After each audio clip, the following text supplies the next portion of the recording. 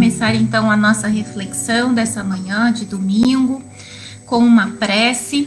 Então vamos unir os nossos pensamentos, vamos elevar os nossos pensamentos, o nosso coração a Deus, a Jesus, o nosso Mestre querido, aos espíritos amigos, que nos sustentam tanto, nos inspirando, nos facilitando o entendimento, que eles possam estar conosco nessa manhã, nos auxiliando como sempre, para que essa manhã seja muito produtiva, para que as reflexões de hoje sejam muito produtivas para todos nós. Que Deus nos abençoe, que assim seja. Então, vamos lá, meus amigos. Bom dia para todos. Se eu não falei o nome de alguém, me desculpa. Mas um bom dia para todos. Bom, nossa reflexão de hoje, ela vai se basear no capítulo 3 do Evangelho segundo o Espiritismo. O título desse capítulo é Há muitas moradas na casa de meu Pai. E mais especificamente, o nosso tema está no item 2, diferentes estados de alma na erraticidade. E a gente começa definindo o que vem a ser erraticidade, né? O que é erraticidade? É o intervalo entre uma encarnação e outra. Então, depois da nossa morte, nós ficaremos um tempo no mundo espiritual, vivendo no mundo espiritual, aguardando uma nova encarnação, uma nova oportunidade para nós encarnarmos. E nesse período, nós estaremos na erraticidade. É esse o significado. E o que nós pretendemos com a reflexão de hoje? Nós pretendemos compreender melhor o que significa estado de alma. O título desse item é Diferentes estados de alma na erraticidade. O que significa estado de alma? Queremos também compreender de que modo que esse estado de alma vai impactar na nossa vida espiritual. E o ponto que eu acho mais importante é o que a gente pode fazer agora para que nós tenhamos um estado feliz, para que nós estejamos bem na vida espiritual. Então vamos lá. Esse capítulo começa com 3 versículos do capítulo 14 do Evangelho de João, que é uma fala de Jesus. E que no item 2, Kardec vai comentar um conteúdo aí desse trecho. Então eu vou ler primeiro o trecho do Evangelho, esses versículos de 1 a 3, do capítulo 14 do Evangelho de João. Jesus diz assim: Não se perturbe o vosso coração. Credes em Deus, crede também em mim. Na casa de meu Pai há muitas moradas. Se não fosse assim, não teria dito que vou preparar um lugar para vós. E se eu for e preparar um lugar para vós, venho novamente, e vos tomarei para mim mesmo, a fim de que onde eu estiver, vós estejais também. Então, agora no item 2, Kardec vai fazer um comentário a respeito do significado da palavra moradas, que Jesus fala, na casa de meu Pai há muitas moradas. Então vamos agora ler o comentário de Kardec. Ele diz assim no primeiro parágrafo: A casa do Pai é o universo. As diferentes moradas são os mundos que circulam no espaço infinito e oferecem aos espíritos que neles encarnam estações apropriadas ao seu adiantamento. Então, Kardec dá um primeiro entendimento da palavra moradas, um significado de mundos físicos. Então, qualquer que seja o nível evolutivo do espírito, haverá um mundo adequado para ele encarnar. Nós encarnamos no planeta Terra porque era o mundo adequado, capaz de nos oferecer as experiências necessárias para o nosso progresso intelectual e moral, adequado ao nosso nível evolutivo. Bom, Kardec continua nesse seu comentário. Agora ele vai falar de um outro significado que pode ter essa palavra moradas. Vamos ver o que Kardec diz. Independentemente da diversidade dos mundos, essas palavras podem também ser entendidas como se referindo ao estado feliz ou infeliz do espírito na erraticidade. Conforme se ache este mais ou menos depurado e desprendido dos laços materiais, o meio em que se encontre, o aspecto das coisas e as sensações que experimente variarão ao infinito. Enquanto uns não podem afastar-se do meio em que viveram, outros se elevam e percorrem o espaço e os mundos. Enquanto certos espíritos culpados vagueiam nas trevas, os felizes gozam de uma luz resplandecente e do sublime espetáculo do infinito.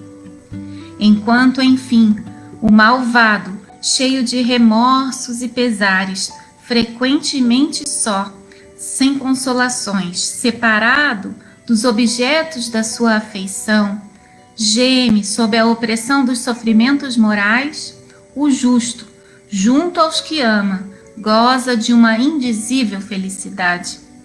Essas também são, portanto, diferentes moradas, embora não localizadas nem circunscritas. Então, nessa continuidade do comentário, Kardec traz um segundo entendimento para a palavra moradas. Moradas agora tem o significado de estado de alma.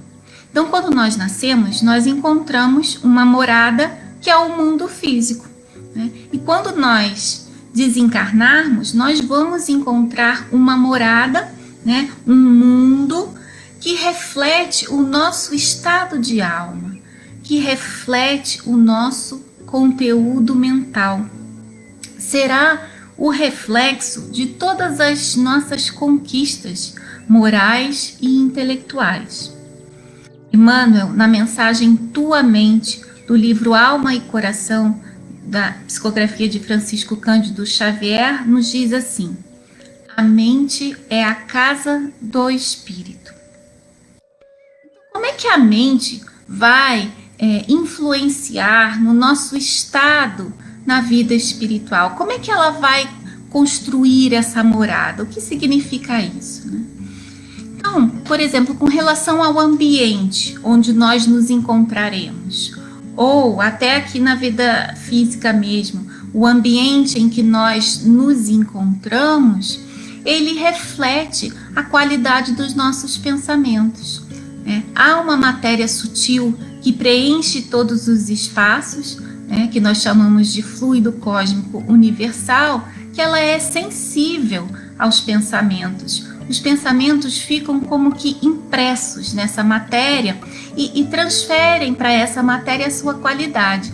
Então, se nós temos pensamentos equilibrados e felizes, nós nos sentiremos num ambiente agradável.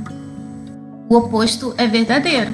Se nós estivermos desequilibrados, com sofrimentos, né, com pensamentos negativos, esses pensamentos negativos ficarão impressos nessa matéria e vão nos proporcionar um ambiente desagradável. Nós conseguimos perceber isso já na vida física. Quando nós vamos, por exemplo, na casa de Jesus ou em algum outro ambiente onde as pessoas ali têm pensamentos positivos, pensamentos amorosos, nós nos sentimos bem. Ao passo que quando nós vamos para lugares, por exemplo, numa delegacia, né, de polícia, onde há muito conflito, né, há muita perturbação, os pensamentos ali, eles não são pensamentos equilibrados e harmoniosos, são pensamentos desajustados. Então isso fica impregnado no ambiente, nós sentimos aquele ambiente pesado, né? Então a nossa mente, ela tem um efeito, né? A qualidade dos nossos pensamentos tem um efeito no ambiente que nos circunda. A nossa mente também vai determinar as nossas companhias, né? Nós vamos atrair por sintonia, por afinidade, espíritos semelhantes a nós. Então, aqueles que se nós estamos equilibrados, nós vamos atrair para próximo de nós espíritos também equilibrados. né? Vamos atrair aqueles que nós amamos. A percepção do mundo espiritual também está ligada ao nosso estado mental, né? Na vida física, nós percebemos o mundo através de órgãos físicos. Por exemplo, a nossa visão. Como é que nós enxergamos? Nós enxergamos porque nós temos olhos, né, sensíveis à luz, então nós precisamos de luz na vida física para enxergar. Se nós apagarmos a luz, ninguém enxerga nada. Estando feliz, estando equilibrado, estando desequilibrado, ninguém enxerga nada. É assim na vida física. Agora, na vida espiritual, não. Se nós estivermos com um estado mental equilibrado, nós conseguiremos perceber o mundo à nossa volta, né? É como se nós estivéssemos na luz, né? Num ambiente iluminado. Agora, se nós estivermos em desequilíbrio, num estado de sofrimento, nós não vamos conseguir perceber o mundo à nossa volta. Nós nos sentiremos no escuro, nas trevas.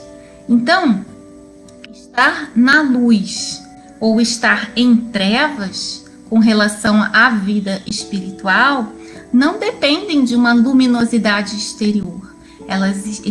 Esses estados estão ligados à nossa capacidade de percepção, que por sua vez está ligada ao nosso estado mental. Importante. Há outros aspectos da vida espiritual que são influenciados pelo nosso estado mental. Por exemplo, a nossa capacidade de deslocamento no espaço. Kardec fala, né, que alguns espíritos percorrem os mundos, né, transitam pelo espaço, não é? Então, quanto mais evoluídos nós formos, mais desprendidos da matéria, né? Mais desprendidos da matéria nós estaremos, e o nosso corpo espiritual será mais leve, e nós vamos ter mais facilidade de nos deslocarmos pelo espaço e pelos mundos, né? Então nós vemos aqui, olha, se o nosso estado mental, o nosso estado de alma, que reflete a nossa mente, for um estado equilibrado, harmonioso, nós estaremos num ambiente agradável, com boas companhias, junto daqueles que nós amamos.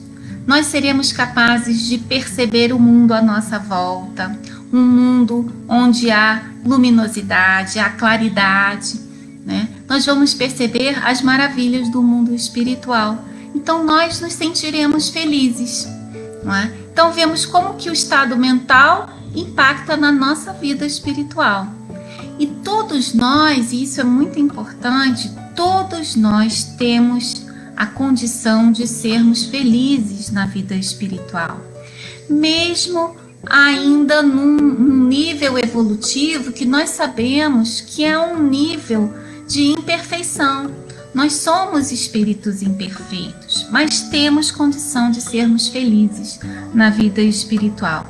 É claro que quanto mais evoluídos nós formos, né, à medida que nós formos avançando, adquirindo mais qualidades morais e intelectuais, maiores serão as nossas capacidades. Nós vamos ser mais e mais felizes, mas nós não precisaremos ter atingido o nível evolutivo de pureza. Nós não precisamos ser espíritos puros para sentir felicidade na vida espiritual. Seremos sim felizes dentro dos limites do progresso que nós já tenhamos conquistado. Para entender um pouco mais sobre essa questão do estado mental, nós fomos buscar no livro No Mundo Maior, de autoria de André Luiz, psicografia de Francisco Cândido Xavier, algumas explicações. E no capítulo 3, que recebe o título de A Casa Mental, nós vamos ver que André Luiz começa esse capítulo já descrevendo a vida que ele estava tendo na vida espiritual, no mundo espiritual. Então ele começa descrevendo a sua vida na colônia espiritual em que ele estava, uma espécie de cidade espiritual, né? Que o havia recebido com muito carinho. Ali naquela cidade espiritual onde ele vivia, ele trabalhava intensamente, tinha horas de lazer, ele podia frequentar templos onde ele encontrava conforto, onde ele se revigorava. Ele frequentava associações culturais e artísticas semelhantes às da terra. Ele tinha vida social, tinha a oportunidade de cultivar afetos, fazer amigos, encontrar-se com pessoas que ele amava, né? Ali naquela cidade existiam lares em meio ao que ele descreve em meio de jardins muito encantadores, muito belos. Então ele vivia num ambiente que ele descreve como sendo um ambiente de paz, de felicidade, de alegria. E conclui essa sua descrição dizendo que a morte o havia conduzido a uma atmosfera diferente, a uma vida melhor. Então esse estado que André Luiz descreve, que reflete o seu conteúdo mental feliz e equilibrado, é um estado que nos traz a ideia de céu, né? Uma vida feliz, uma vida boa, né? Depois da nossa morte é o céu, não é? Mas André Luiz observava que nem todos estavam desfrutando dessa vida feliz como ele. Havia espíritos que desencarnavam e ficavam apegados à crosta terrestre, ao local onde eles haviam vivido. Eles não conseguiam ir para as colônias espirituais. E identificava duas categorias de espíritos. Espíritos muito pouco desenvolvidos, com muito pouco conhecimento a respeito da vida. Eles ficavam ali presos ao mundo físico como se fossem crianças apegadas ao colo materno. E uma outra categoria de espíritos que já tinham um desenvolvimento para ir para as colônias, mas eles não conseguiam ir. Eles não conseguiam por conta do seu estado de alma infeliz. Eles estavam numa condição de sofrimento, e essa condição em que eles se encontravam era produzida por eles mesmos, né? Pela incompreensão, pela revolta, pelo desespero, por se torturarem pelos erros que eles haviam cometido. Ali dentre esses espíritos, né, havia espíritos arrogantes, vaidosos, criminosos que perseveravam no erro, no mal, sem nenhum arrependimento. Então, espíritos que, apesar de já desenvolvidos, não conseguiam sair daquele estado de sofrimento e ir para uma vida melhor, e ir para as colônias.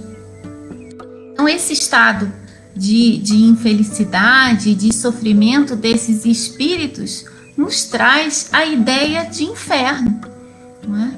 Então, nós vemos que céu, que representando aquela vida boa que André Luiz tinha, e inferno, a vida triste de sofrimento desses espíritos, não são lugares circunscritos e nem localizados, são estados de alma que refletem a nossa mente em equilíbrio e por isso feliz, ou em desequilíbrio, em sofrimento e por isso infeliz. E aí a gente se pergunta, né? Será que esses estados são estados definitivos? Ou seja, uma vez no céu, sempre no céu. E uma vez no inferno, sempre no inferno? Será que são definitivos? São eternos? Não. A nossa mente, ela pode se desequilibrar diante de algumas situações difíceis que nós enfrentamos na vida, né? Por nossas fragilidades, por nossas imperfeições, nós podemos entrar num estado de desarmonia, de sofrimento, mas nós também podemos sair desse estado. Nós, ao mobilizarmos as nossas forças internas, nós conseguimos sair desse estado.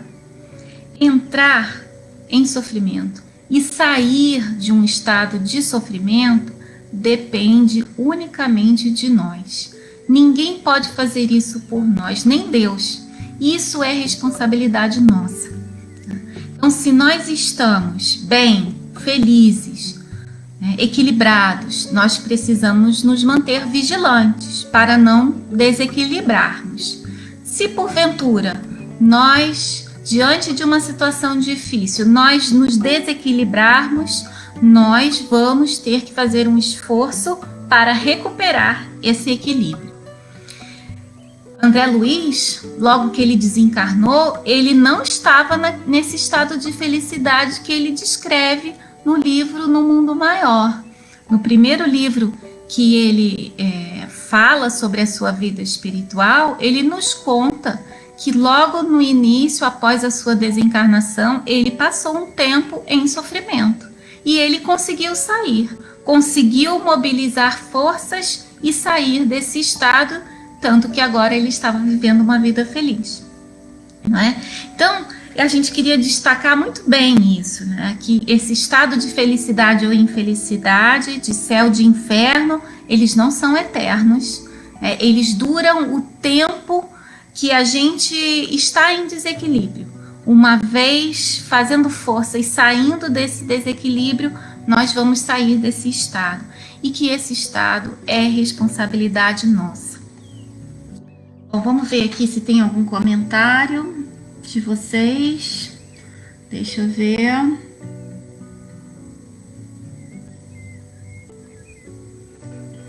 Deixa eu ver aqui. A Leninha está falando aqui. Cabe-nos, pois, construir nossa morada psíquica, desde já, aqui e agora, com ideias nobres e elevadas. É isso, nós somos esses construtores, né? Esses arquitetos da nossa morada espiritual. A Rita está falando aqui, somos nós que criamos o céu e o inferno. Sim, é isso mesmo. Esse é o poder de nossos pensamentos e das nossas emoções. Sim, isso é muito importante a gente não perder de vista. Deixa eu ver se já está aparecendo aqui os comentários. Não está aparecendo aqui no computador, não. Bom, gente, vamos lá. Deixa eu ver se tem mais alguma coisa. Não, vamos seguindo em frente, então. Bom, então, agora a gente vai entender um pouquinho, falar um pouquinho sobre a estrutura e sobre o funcionamento da nossa mente. O que a gente precisa fazer para manter a nossa mente equilibrada e feliz, né? E Calderaro, que é o instrutor que está junto de André Luiz, vai trazer algumas explicações importantes para ele. Ele não estava entendendo bem qual era a diferença entre ele, né, André, tendo aquela vida boa, e os espíritos em sofrimento com aquela vida, né, apegados à terra. Então, Calderaro vai explicar. Ele compara a nossa mente a um castelo ou uma casa de 3 andares. No andar mais inferior, no subsolo, existe uma região que ele vai chamar de porão da individualidade. É o nosso subconsciente. Ali está arquivado o nosso passado, os nossos instintos, todas as experiências que nós já vivenciamos, né, nessa vida e em vidas passadas.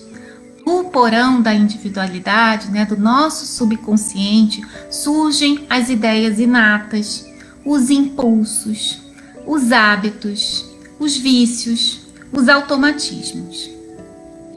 O segundo andar dessa casa, e esse segundo andar está num nível térreo, né, é o nível do consciente, a atividade consciente.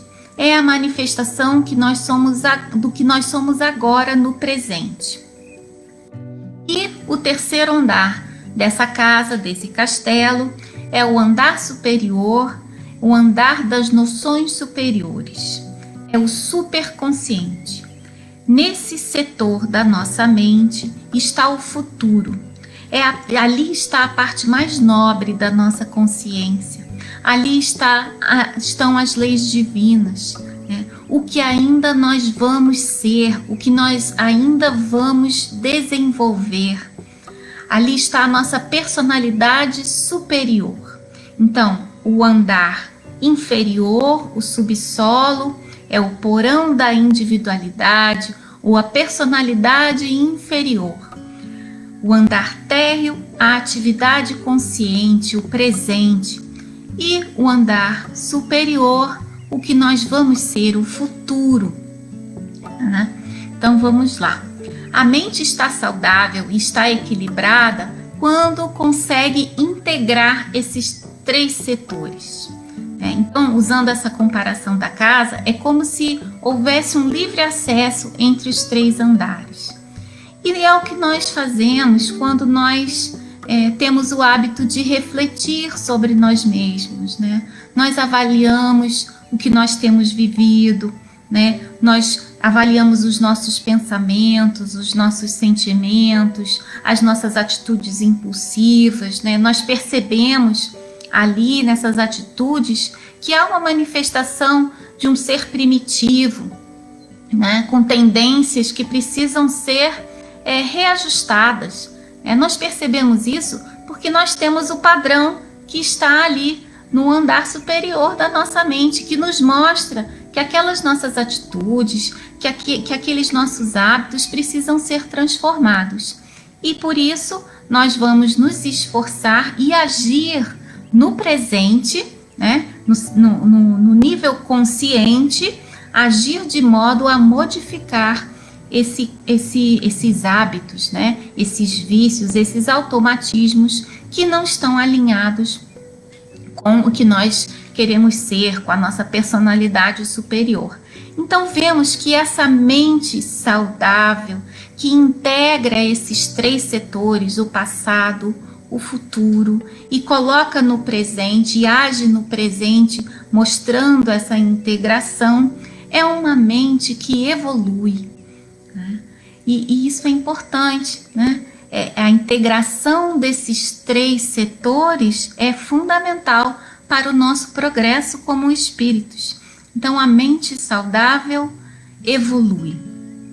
Nós vamos evoluir integrando esses 3 setores da nossa mente até que um dia não haja mais nenhum conteúdo a transformar no porão da nossa individualidade. O nosso porão vai ser igual ao que nós temos no 3º andar das noções superiores. Se nós pensarmos num espírito puro, ele não tem mais nada a transformar, ele não tem mais tendências inferiores, ele já transformou tudo, né? Na mente de um espírito puro, esses 3 andares estão completamente integrados e iguais, né? Em concordância, não há discordância. Muito bem. Vimos então o que é uma mente saudável. Uma mente que evolui porque integra o passado, o presente e o futuro. Agora, o que faz uma mente adoecer? O que nos leva ao desequilíbrio, ao sofrimento, né? O que nos leva ao sofrimento e ao desequilíbrio é a fixação, é passar um tempo excessivo em algum dos 3 setores mentais. Deixa de haver interação, né? A nossa mente deixa de interar passado, presente e futuro. É como se na casa nós tivéssemos um bloqueio de acesso entre os 3 andares. Então, quando nós nos fixamos mentalmente em algum desses 3 setores, nós interrompemos a nossa marcha evolutiva, nós estacionamos. Então, se a mente equilibrada evolui, progride, avança como espírito, a mente que se fixa, ela estaciona. Como que se manifesta a nossa fixação, por exemplo, ao porão da individualidade? Bom, se nós estamos fixos no porão da individualidade, as nossas atitudes vão refletir o conteúdo daquele setor mental. E como aquele setor mental contém muito o que transformar, muitas coisas em desajuste, nós vamos manifestar atitudes desajustadas e vamos colher o resultado dessas atitudes, né? Pela lei de causa e efeito, vamos sofrer. Então, nós vamos agir de modo impulsivo, sem pensar, e aí podemos manifestar os nossos instintos primitivos, por exemplo, a nossa agressividade, né? Nós vamos agir sob o comando das nossas paixões, vamos ter atitudes egoístas, orgulhosas, vaidosas. Podemos nos apegar à materialidade, às coisas da vida física. Estamos fixos, né, no porão e nos fixamos ao mundo físico. E quando nós fazemos isso, ficamos apegados à materialidade, nós nos sentimos angustiados, inseguros, com medo, porque tudo que é do mundo físico é transitório, né? Envelhece, degenera, né? Então nós vamos nos sentir assim, inseguros. Nós nos fixamos também no porão da individualidade quando nós nos prendemos aos erros do passado, né? Quando nós cometemos alguma falha e nos prendemos àquele evento em que nós erramos, nos culpando, sofrendo, nos martirizando pelos nossos erros, nós nos fixamos ao porão da individualidade. E como será a nossa vida se nós nos fixarmos no andar térreo da casa, né, do castelo, né, que é da atividade consciente? Como que vai se manifestar a nossa vida? Nós vamos viver de uma forma mecânica, né? Trabalhamos e não edificamos valores. Nós trabalhamos como se nós fôssemos robôs. Emmanuel diz que agir dessa forma, né, no livro Pensamento e Vida, na psicografia de Francisco Cândido Xavier, né, quando ele fala do trabalho, ele fala que essa atitude é o agir por agir. Né? Nós trabalhamos sem pensar. Nossa atividade pode transformar muito o mundo exterior, o mundo fora de nós, mas não transforma o nosso mundo íntimo, né? Nós estacionamos, nós não progredimos com essa atividade. E aqui a gente vai chamar a atenção que às vezes a gente entra num trabalho beneficente, né, num trabalho voluntário, achando que esse trabalho vai proporcionar o nosso progresso. Pode sim proporcionar o nosso progresso, desde que nós estejamos com a mente integrando esses três setores. Se nós estamos trabalhando de uma forma mecânica, né, sem refletir, sem pensar nos sentimentos que afloram, naquilo que nós precisamos transformar, sem nos preocupar em sermos melhores, nós podemos trabalhar durante muitos anos num trabalho beneficente, fazer muito bem para os outros, mas nós não vamos aproveitar para avançar como espíritos na execução desse trabalho. E é muito importante que a gente aproveite todas as oportunidades de trabalho para crescer como espíritos, né? Mas se nós estivermos fixos, né, trabalhando sem pensar, nós não vamos avançar. Bom, e se fixar no terceiro andar, né, no andar das noções superiores, da personalidade superior? Parece bom, né? Porque ali é a parte mais nobre da consciência, mas toda fixação gera desequilíbrio. Então, se nós nos fixamos no andar superior, nós corremos o risco de ficar em contemplação, em meditação, encantados por todo aquele conteúdo nobre que nos eleva, mas que não se reflete no nosso modo de agir, né? E para progredir, nós precisamos aproveitar esse conteúdo que está nesse terceiro andar das noções superiores e transferir esse conteúdo para a nossa vida cotidiana. Porque senão essa personalidade superior, esse homem de bem que nós queremos ser no futuro, ele fica só no plano das ideias, né? E não é esse o objetivo. O objetivo é que a gente vá vivendo conforme está apontado, indicado ali nesse andar das noções superiores. Vou dar mais uma olhadinha aqui, ver se tem mais algum comentário de vocês.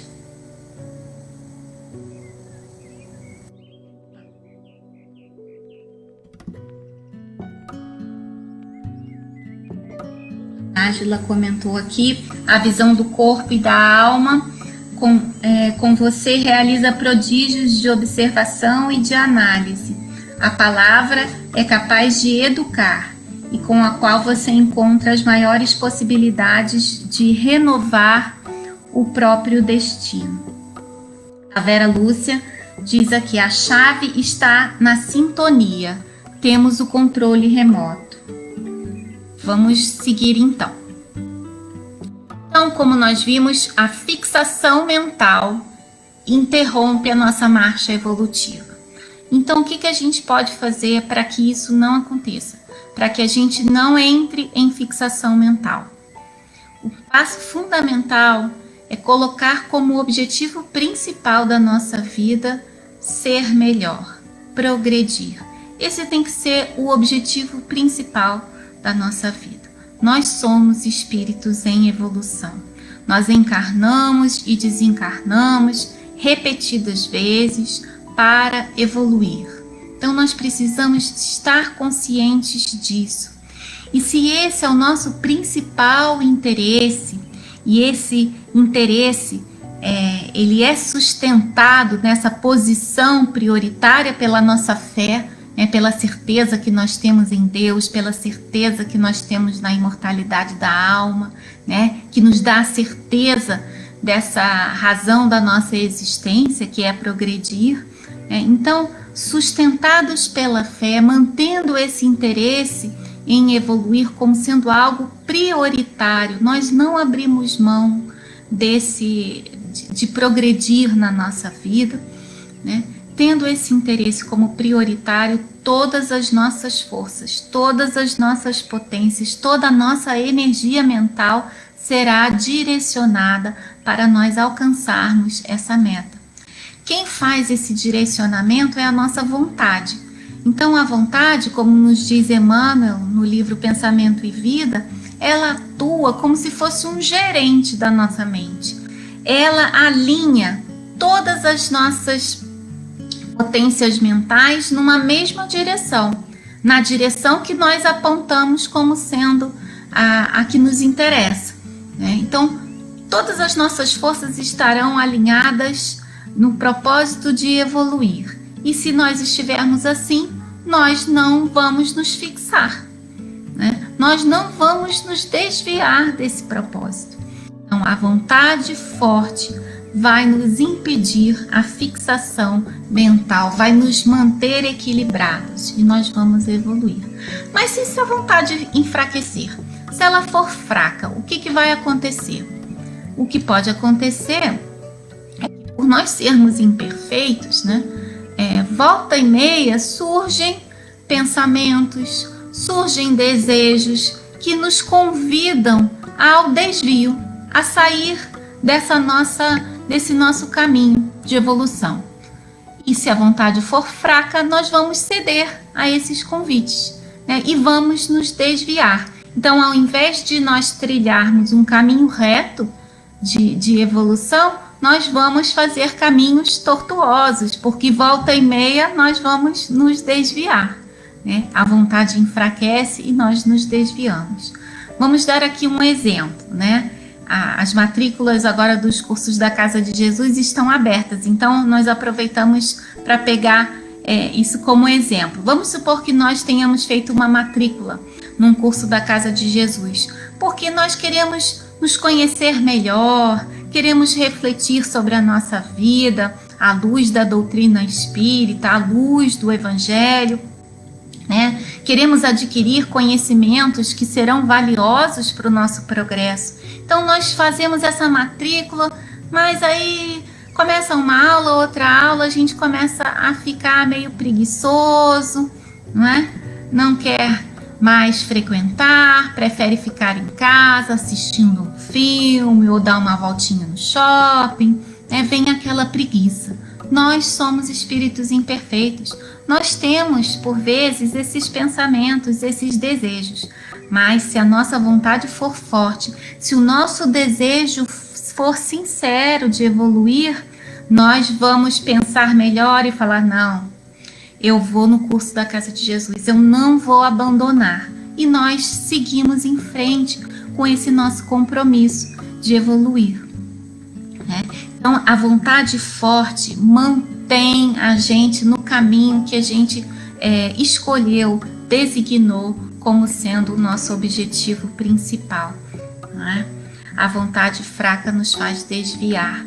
Então, nós precisamos entender o que faz a vontade permanecer forte, o que fortalece a vontade. A vontade se fortalece pelo resultado positivo das nossas ações. Então, se naquele exemplo que nós demos, se nós estamos indo nos cursos e nós estamos percebendo que ali temos oportunidade de adquirir conhecimentos que estão nos ajudando a sermos melhores, ou seja, nós estamos dando alguns passos para frente, nós estamos progredindo, nós vamos nos sentir mais fortalecidos para continuar, a nossa vontade se fortalece. Um outro recurso que nós podemos usar para fortalecer a nossa vontade é a prece. A prece, por nos conectar a Deus, à espiritualidade amiga, pode ser para nós um meio de receber um fortalecimento nos momentos em que nós sentimos que estamos enfraquecendo. Então, se nós estamos nos sentindo desmotivados, nós estamos percebendo que nós estamos nos desequilibrando, nós estamos indo por uma tendência de fixação mental, nós podemos recorrer à prece, pedir auxílio, pedir fortalecimento. Nós vamos receber, porque é a prece que pede fortalecimento, ela é sempre atendida. Os nos dizem isso. No capítulo 118 do livro Caminho, Verdade e Vida, há um comentário bem interessante de Emmanuel, psicografia de Francisco Cândido Xavier. O título é O Paralítico. E Emmanuel comenta uma passagem do Evangelho de Marcos, capítulo 2 do Evangelho de Marcos, que é a cura do paralítico. Então, havia um paralítico que queria estar com Jesus para ser curado por ele. E Jesus, naquele instante, está dentro de uma casa. E esse paralítico não consegue entrar na casa. Porque há muita gente obstruindo a passagem. Então, ele conta com o auxílio de amigos que abrem um buraco no telhado da casa e conduzem o paralítico até Jesus. Então, Emmanuel compara esse auxílio que o paralítico recebe dos amigos ao auxílio que nós podemos receber dos amigos espirituais, dos nossos amigos que estão sempre conosco, quando nós começamos a sentir que nós estamos paralisando, que a nossa vontade está enfraquecendo. Então, nós podemos contar com eles. Eles vão nos fortalecer, eles vão nos trazer recursos para que nós possamos nos reequilibrar e retomar o nosso caminho de evolução, o caminho que Jesus nos apontou. Eles vão nos trazer de volta, nos ajudar a encontrar novamente esse caminho de evolução.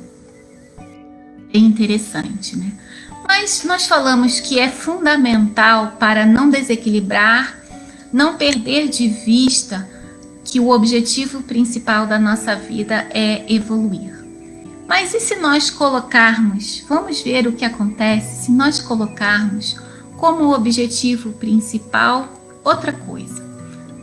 Se o nosso objetivo principal for, por exemplo, ser um milionário, ter poder, conquistar um título acadêmico, conquistar uma projeção pessoal, não é? O que vai acontecer? esses desejos, né, esses objetivos de ter fortuna, ter poder, ter projeção, quando eles ocupam quando eles ocupam uma posição prioritária na nossa vida, eles estão manifestando, isso está acontecendo por manifestação do nosso orgulho e do nosso egoísmo, que são paixões que nós precisamos transformar, que estão no porão da nossa individualidade. Então, se esse é o nosso objetivo principal, se o nosso objetivo principal é algo que está no porão da nossa individualidade, todas as nossas forças vão nos direcionar para lá, né? A nossa vontade obedece ao nosso objetivo, ao objetivo que nós estabelecemos. Então, se nós estabelecemos sermos um milionário, nós vamos dirigir todas as nossas forças mentais nessa direção. E nós vamos nos fixar no porão da individualidade, né? E nós vamos nos desequilibrar, porque nós vimos que a fixação nos leva ao desequilíbrio, ao sofrimento, à paralisia da nossa marcha evolutiva. Jesus diz: onde está o teu tesouro, ali estará também o teu coração. Então, onde está o nosso objetivo, ali estará, nós estaremos ali, presos ali. Nosso objetivo tem que estar em evoluir. E quando o nosso objetivo for evoluir, nós vamos integrar os 3 setores da nossa mente. Não é?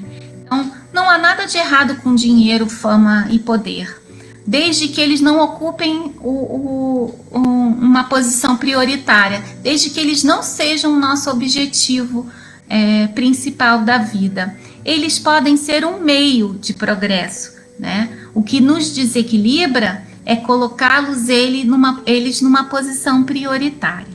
Então, para nós não nos desequilibrarmos, todos os nossos planejamentos, todas as nossas atitudes, elas têm que estar apontando na direção do nosso progresso intelectual e moral.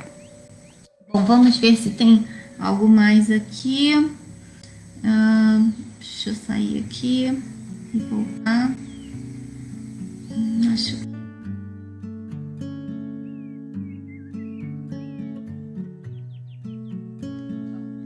que aqui no computador se ainda não tem ainda nenhum comentário de vocês. Então eu vou falar sobre o caso de Pedro e Camilo. E esse caso o André Luiz relata também no livro No Mundo Maior, no capítulo seguinte ao capítulo da casa mental. E eu vou relatar brevemente esse caso para trazer mais alguns elementos para a nossa reflexão.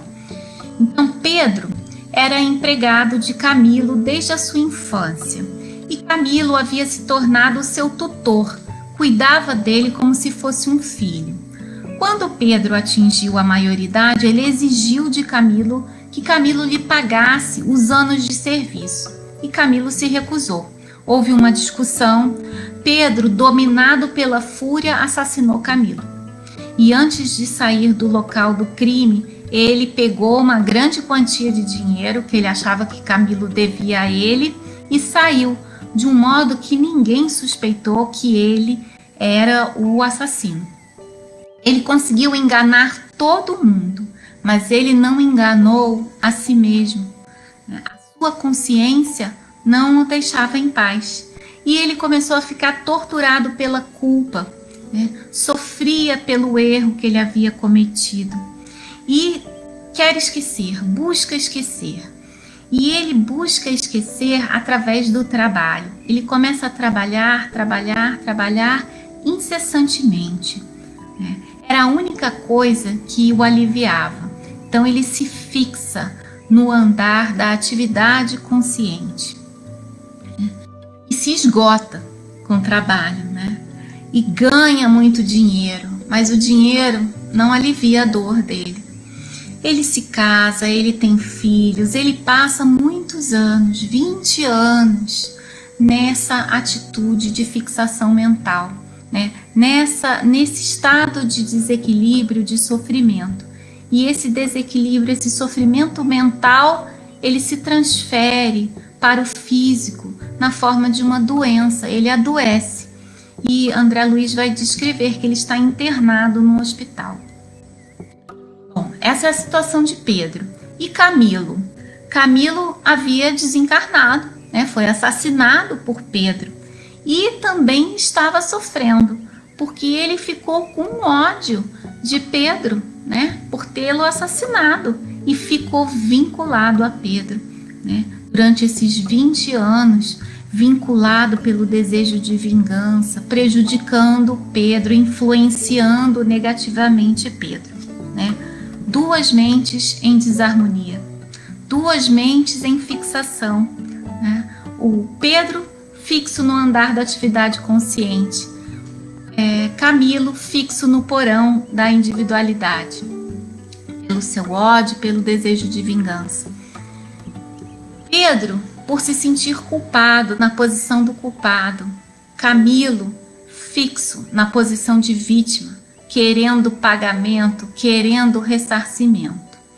Bom, vamos ver como é que eles poderiam retomar o equilíbrio, se libertar desse sofrimento. Então, Pedro sentia remorso, sentia culpa. E aqui a gente vai abrir um parênteses importante. O remorso é algo bom na nossa vida. É uma consequência natural do nosso erro. Quando nós erramos, nós sentimos remorso e esse sentimento, essa dor do remorso, nos protege contra a repetição do erro. É uma espécie de freio. O problema não é sentir o remorso, o problema é se fixar no remorso e não seguir adiante, porque quando nós nos sentimos, quando nós tomamos consciência do nosso erro e sentirmos remorso, nós temos que seguir adiante na reparação do nosso erro, né? Pedro não fez isso. Pedro se fixou no remorso, na culpa e não seguiu adiante na reparação. Para reparar os nossos erros, nós vamos precisar mobilizar qualidades nobres na nossa alma. E a primeira dessas qualidades é a humildade. Nós precisamos reconhecer que nós erramos. Pedro precisava reconhecer o erro. Se ele confessasse publicamente o ato, que ele cometeu num instante de fúria, o crime que ele havia cometido, a simples confissão já tiraria dele muitas energias negativas, já o aliviaria bastante. Mas ele rejeitava essa possibilidade. O orgulho, o medo fazia com que ele rejeitasse essa possibilidade de uma confissão pública. Se Camilo estivesse vivo, vamos supor que Camilo não tivesse sido assassinado por Pedro, que Pedro tivesse somente roubado o dinheiro de Camilo. Pedro teria que procurar Camilo, se reconciliar com ele, devolver o dinheiro. O caminho de reparação seria assim. Nós temos, quando erramos com alguém, nós temos que procurar esse alguém, reparar o nosso erro, nos reconciliar com esse alguém. Mas na situação que nós estamos analisando de Pedro e Camilo, Camilo havia desencarnado, não estava mais ali acessível a Pedro. Então a gente lembra o que Jesus nos diz, reconcilia-te depressa com teu adversário, enquanto estás a caminho com ele. A gente precisa pensar nisso.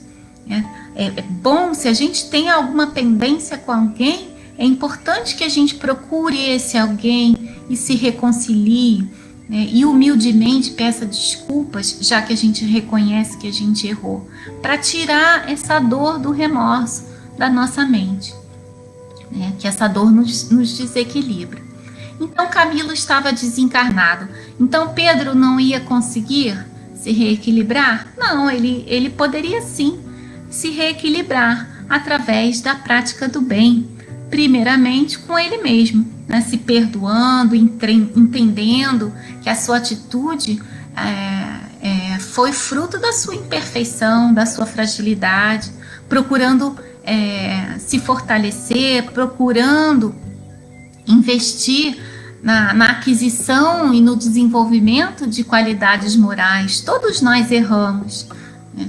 Todos nós erramos, mas nós podemos avançar, né? Então ele precisava ser indulgente com ele mesmo, se perdoar, né? E investir no seu crescimento. E também, através da prática do bem, para os outros, coletivamente. Cixteniex, que é um dos espíritos felizes apresentados no livro O Céu e o Inferno, ele nos diz que na balança de Deus, o bem que nós fazemos pesa muito mais do que o mal que nós praticamos. Então nós precisamos lembrar disso. Se nós erramos, se nós praticamos o mal, vamos praticar o bem, porque isso pesa mais, o bem vale mais. E Cixteniex diz que os homens não têm condição de compreender essa balança de Deus, essa balança de bondade e de amor, né? A justiça dos homens é diferente, né? A lei de justiça de Deus é uma lei de justiça, amor e caridade. Ela é misericordiosa. Então, o bem vale muito. Bom, então nós vimos como que Pedro conseguiria se reequilibrar, né? Sendo humilde, confessando o seu crime e praticando o bem com ele mesmo e com os outros. E Camilo, como é que Camilo conseguiria recuperar o seu equilíbrio mental? Um ponto importante para Camilo seria aceitar a prova que ele teve que enfrentar com essa desencarnação violenta, né? Ele estava revoltado com o fato dele ter sido assassinado, e ele precisava aceitar essa nova condição dele. Os espíritos felizes lá do livro Céu e Inferno, eles nos dizem que a aceitação das provas impostas pela vida é um grande motivo de felicidade na vida espiritual. Então, as nossas dificuldades, né, as pedras que nós encontramos no caminho, nós não devemos nos revoltar com elas. Nós temos que procurar compreender o valor delas, né? O que elas estão nos ensinando, é o valor que elas têm para nós, né? A nossa obediência, a nossa resignação vão nos ajudar a conquistar essa felicidade futura pela aceitação das nossas dificuldades, das nossas provas.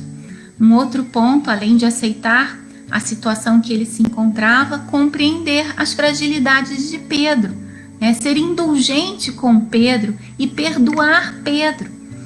Seria muito importante para ele, né? É a caridade moral, compreender as fragilidades do outro, que todos nós erramos, perdoar Pedro e sair da ociosidade. Camilo havia passado 20 anos nesse desejo de vingança, sem construir nada, sem trabalhar no bem. Então ele precisava agora começar a fazer uma atividade no bem, para sair daquele estado de desequilíbrio. Então nós vemos que para os dois, né, para essas duas mentes em desequilíbrio, entendimento da vida, das situações que eles estavam vivendo, e amor traria eles para o caminho do equilíbrio, né? Tiraria eles da situação de sofrimento, de dor, do inferno em que eles estavam vivendo. Bom, vamos ver se nós temos mais algum comentário de vocês. Acho que ficou um pouco difícil de ver aqui os comentários. Vamos ver. Vou ver aqui da Nájila. A Márcia dizendo aqui: a prece é sempre um grande fortalecimento. Nájila mais uma vez comentando aqui: a existência humana é uma coleção de testes em que a divina sabedoria nos observa com vistas à habilitação para a vida superior. Quem hoje condena o próximo não sabe que talvez amanhã esteja enfrentando os mesmos problemas daqueles companheiros presentemente em dificuldade. É isso, a indulgência, né? A gente compreender a fragilidade do outro, porque nós também somos frágeis, nós também erramos. A Rita comentando aqui, a cura do paralítico, né? É uma linda passagem. Leninha falando, a cada morada exercitamos o aprendizado que nos compete realizar, né? Cada estágio da nossa vida, né, pode corresponder a uma morada, né? E nós colocamos em prática os nossos aprendizados. Muito bem, muito bem. Vamos ver se tem. Então vamos finalizar aqui, lembrando, né? A gente não pode esquecer disso, né? A nossa vida é cheia de preocupações. Nós vamos nos irritar, nós vamos errar, nós vamos ter momentos difíceis. Mas se nós estivermos conscientes que nós estamos aqui para progredir, se o nosso progresso como espíritos for algo prioritário na nossa vida, nós vamos nos manter em equilíbrio, nós vamos progredir, nós vamos avançar. Nós podemos ter alguns momentos de desarmonia, mas nós vamos conseguir nos reequilibrar, né? E quando nós desencarnarmos, nós certamente teremos uma morada feliz como a morada de André. Então é isso que eu desejo para todos nós, que essas reflexões ajudem, né, nos ajudem a pensar nisso, né, a construir essa morada. É isso que eu desejo para todos nós. E desejo também um ótimo domingo, uma ótima semana e até a próxima reflexão. Um grande beijo, um abraço para todos.